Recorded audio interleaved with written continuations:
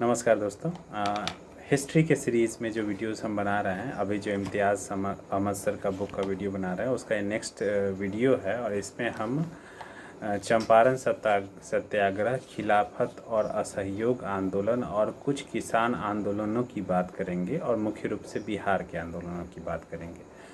तो चंपारण सत्याग्रह की अगर बात करें तो गांधी जी का प्रथम सत्याग्रह था पूरे इंडिया में, ये 1917 में हुआ था।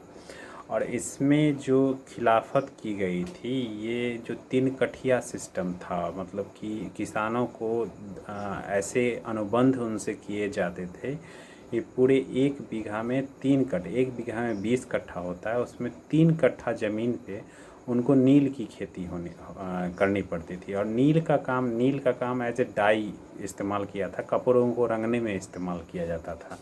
तो नील की खेती जो थी वो वस्तुतः एक्चुअली खेती मतलब ज़मीन के लिए भी सही नहीं थी और ज़मीन को काफ़ी नुकसान पहुंचाती थी। लेकिन किसानों को ज़बरदस्ती ये खेती करवाई जाती थी और उसी के विरोध में महात्मा गांधी जी ने ये चंपारण आंदोलन, सत्याग्रह आंदोलन चलाया था। इसका थोड़ा सा अगर हम बैकग्राउंड देख लें तो 1916 का जो लखनऊ अधिवेशन हुआ था, उसमें राजकुमार शुक्ल जी जो थे वो खुद भी एक नील के किसान खेती करते थे, खुद भी प्रताड़ित होते थे। इन्होंने गांधी जी से रिक्वेस्ट किया था कि आप चल के वहाँ के किसानों की स्थिति देखिए। और आपको विश्वास नहीं होगा, गांधी जी पहले राजी नहीं थे किसानों का मुद्दा उठाने के लिए, लेकिन फिर भी बहुत ज़्यादा रिक्वेस्ट करने पर वो चंपारण आए। और फिर तो हमारे जो स्वतंत्रता संग्राम का इतिहास था उसकी रूपरेखा ही बदल गई। अप्रैल 1917 में गांधी जी चंपारण पहुंचे थे और उससे पटना होते हुए पटना पहुंचे, उसके बाद मुजफ्फरपुर गए और उसके बाद वो चंपारण गए थे। और यहाँ के लोकल अथॉरिटीज़ ने, जो प्रशासन ने उनको मना किया था कि आप नहीं जा सकते हैं, लेकिन वो माने नहीं, तो उन पे केस भी चलाया गया कानून का उल्लंघन करने के लिए। उसके बाद जब उनकी लोकप्रियता काफ़ी बढ़ गई तो जो वाइस गवर्नर थे बिहार के, जिनका नाम था एडवर्ड गेट, उन्होंने गांधी जी के प्रपोजल पे उनसे बातचीत की और एक चंपारण एग्रेरियन कमेटी की स्थापना की, जिसके मेंबर गांधी जी भी थे। और इस एग्रेरियन कमेटी ने ये सलाह दिया, रिकमेंडेशन दिया, इनका ये कहना था कि 3 कठिया सिस्टम को हटा दिया जाए, टैक्स को कम कर दिया जाए और किसानों को कंपेंसेशन दिया जाए, मुआवजा दिया जाए इसके लिए। उसके बाद ये तो हो गया चंपारण सत्याग्रह की बात। उसके बाद कुछ और अगर किसान आंदोलनों की बात करें कि जो कि बिहार में हुए थे, तो जून 1919 में मधुबनी डिस्ट्रिक्ट के किसानों ने दरभंगा महाराज के खिलाफ स्वामी विद्यानंद जी की अगुवाई में आंदोलन किया था। और किसानों ने उस समय कांग्रेस का सपोर्ट लेना चाहा था, लेकिन इससे पहले के वीडियोस में हम देख चुके हैं कि जो ये राजा वगैरह थे, ये दरभंगा महाराज खासकर कांग्रेस को सपोर्ट करते थे, जिसके कारण किसानों का फुल सपोर्ट मिल नहीं पाया था उस दरभंगा महाराज के आंदोलन के खिलाफ में। और ये जो आंदोलन था पूर्णिया, सहरसा, भागलपुर और मुंगेर में भी फैल गया।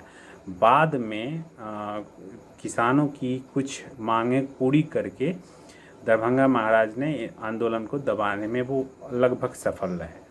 उसके बाद अगर हम बात करें खिलाफत एंड नॉन कॉपरेशन मूवमेंट, मतलब खिलाफत एवं असहयोग आंदोलन के लिए, तो जो ग्राउंड था, मतलब जो बेसिक काम था खिलाफत और नॉन कॉपरेशन मूवमेंट के लिए, तो 1916 का सेशन में हम देख ही चुके हैं कि कांग्रेस और मुस्लिम लीग ने साथ में मिलके काम करने का सोचा था, ठीक है, डिसाइड कर लिया था।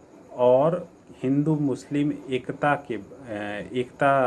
पे एक साथ मिल करके अपनी अपनी मांगे रखने का सोच लिया था लखनऊ अधिवेशन में।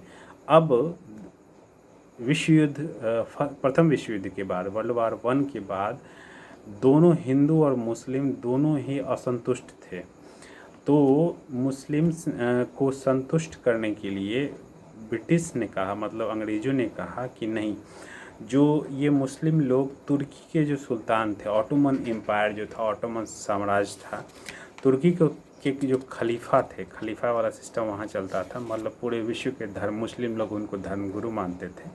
तो इन्होंने कहा था कि न नहीं, विश्व युद्ध, प्रथम विश्व युद्ध में उनकी हार के बावजूद उनके साथ अच्छा बर्ताव किया जाएगा। लेकिन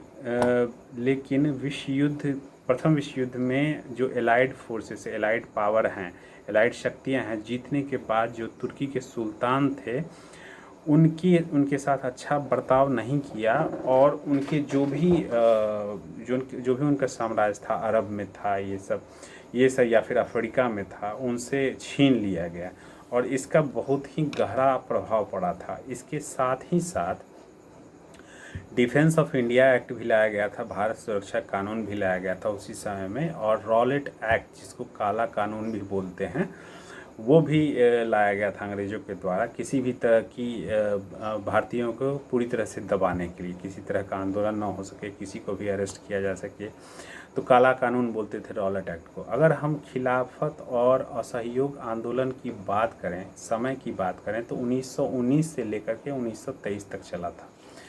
इसमें खिलाफत जो था, खिलाफत वाला पार्ट, फिर नॉन कॉपरेशन असहयोग वाला पार्ट, दोनों पार्ट हम देख लेते हैं। तो खिलाफत वाला पार्ट जो था वो तुर्की के जो सुल्तान थे उनके साथ जो बदसलूकी हुई थी उसके लिए था, और जो भारत का जो ब्रिटिश सरकार था उसके प्रति जो असंतोष था उसके लिए असहयोग आंदोलन हुआ था। बिहार की अगर बात करें तो बिहार में जो खिलाफत और असहयोग आंदोलन थे, इसमें काफ़ी सारे नेताओं ने अपना योगदान दिया। मजहरुल हक जो थे, इन्होंने सबसे पहले अपना लीडरशिप दिया था इस आंदोलन में। खिलाफत जो आंदोलन था बिहार में 1919 में स्टार्ट हो गया था, और इसी समय काफ़ी सारे मीटिंग्स वगैरह, मतलब मीटिंग्स वगैरह आयोजित किए गए थे गया, जहानाबाद, मुंगेर, पटना, पूर्णिया, ये सब में। मजहरुल हक जो थे ये काफ़ी ज़्यादा एक्टिव थे। इससे थोड़ा सा पहले अगर हम बात करेंगे तो 1914 में मजहरुल हक इंग्लैंड गए थे, और वो कांग्रेस का एक दल गया था, उसका एक हिस्सा थे, और वहाँ पे यंग तुर्क पार्टी और रेड क्रिसेंट सोसाइटी से मिले थे, और वहाँ तुर्की के सुल्तान से भी मिले थे।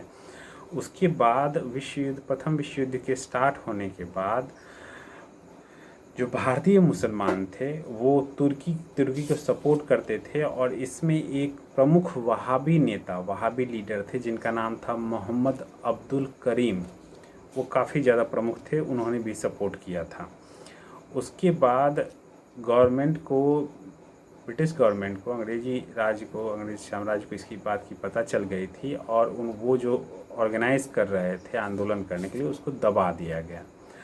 अब प्रथम विश्व युद्ध के ख़त्म होने के बाद हसन इमाम की अध्यक्षता में 16 फरवरी 1919 को पटना में एक सम्मेलन हुआ था, और जो पब्लिक सेंटिमेंट है, जनता का जो सेंटिमेंट थे, वो जो था वो उसको अगर देखा जाए तो उस समय काफ़ी ज़्यादा आक्रोश था जनता में, जो तुर्की के खलीफा को ख़त्म कर दिया था उसके खिलाफ। तो उसके बाद अगर देखें कि 10 अगस्त 1920 को, ये बहुत इम्पॉर्टेंट है, इसको नोट कर लीजिए, treaty of sewer, SEVRES, treaty of Sevres, ये संधि एक किया था। जो भी विजयी लोग थे, एलाइड पावर्स जो प्रथम विश्व युद्ध में विजयी हुए थे, और उनके साथ जो ट्रीटी हुई थी, वो ऑटोमन साम्राज्य के जो रिप्रेजेंटेटिव थे, उनको रिप्रेजेंट करने के लिए जो लोग थे, उनके बीच ये ट्रीटी हुई थी, और उस ट्रीटी में तुर्की पर ये दबाव दिया गया था कि उनके जो भी कॉलोनीज़ हैं, जैसे कि इंग्लैंड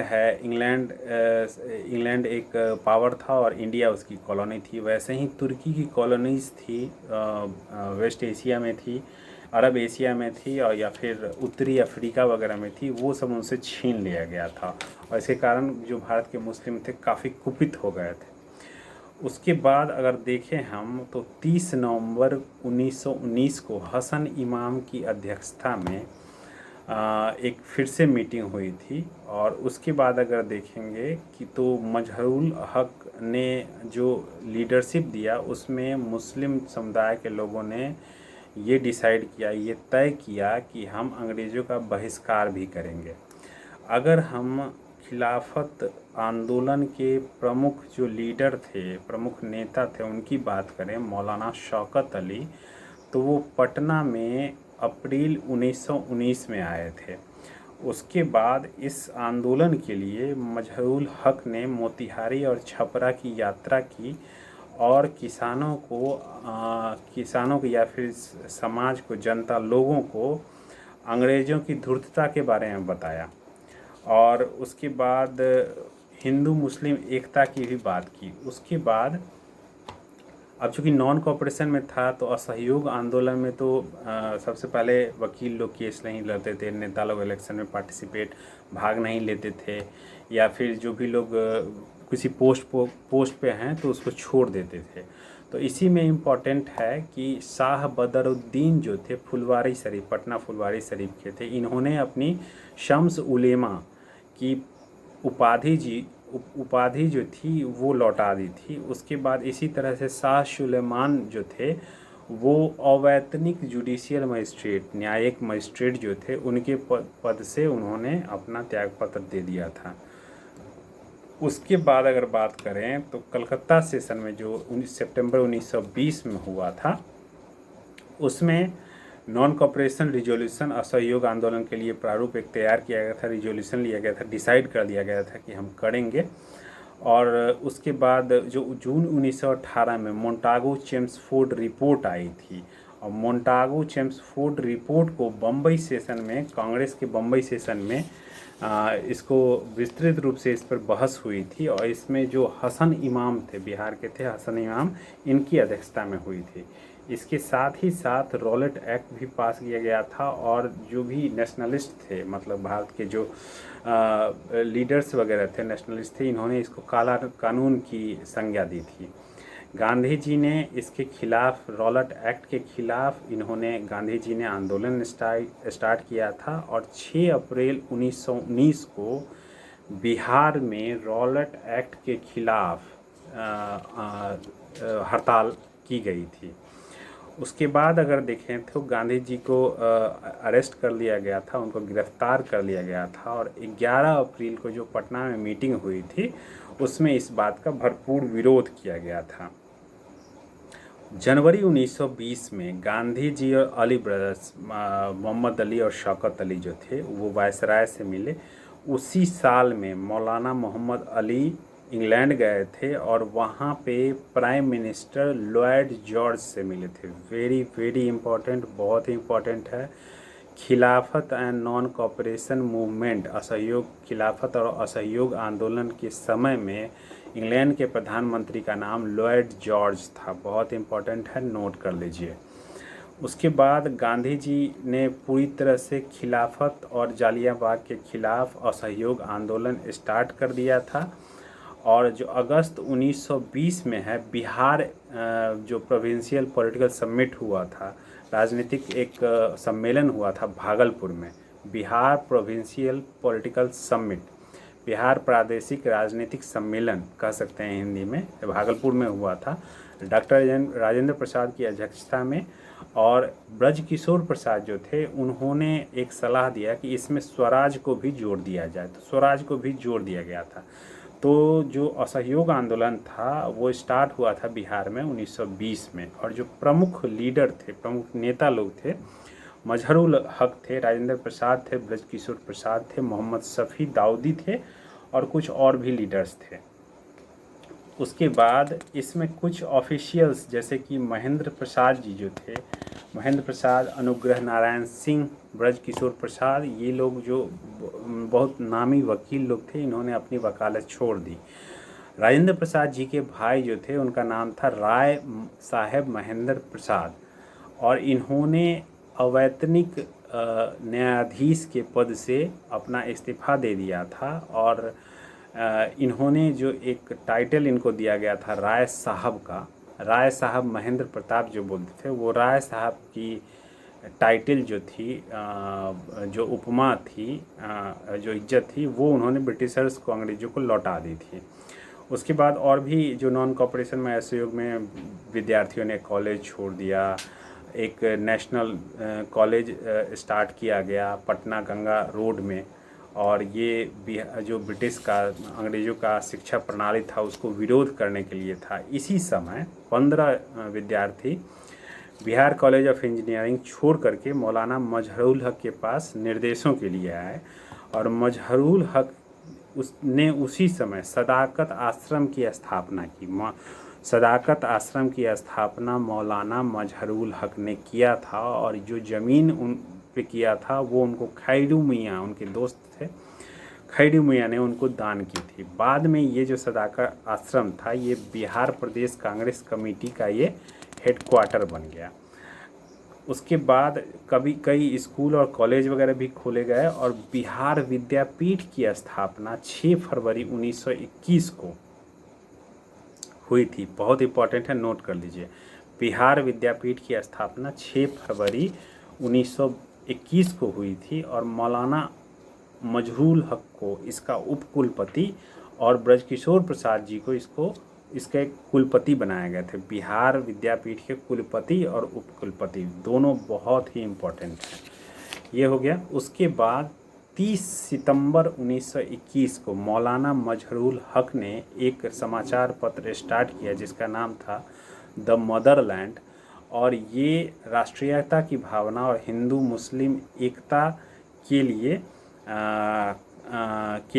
काफ़ी प्रेरणा स्रोत बना, काफ़ी प्रेरणा देता था। उसके बाद अगर देखें तो प्रिंस ऑफ जो ब्रिटेन थे, ब्रिटेन के राजकुमार, नवंबर 1921 में भारत आए थे, और 22 दिसंबर को पटना में इसके खिलाफ एक हड़ताल की गई थी। बाद में 5 फरवरी 1922 को चौरी चौरा कांड के बाद गांधी जी ने नॉन कॉपरेशन मूवमेंट यानी कि असहयोग आंदोलन वापस ले लिया।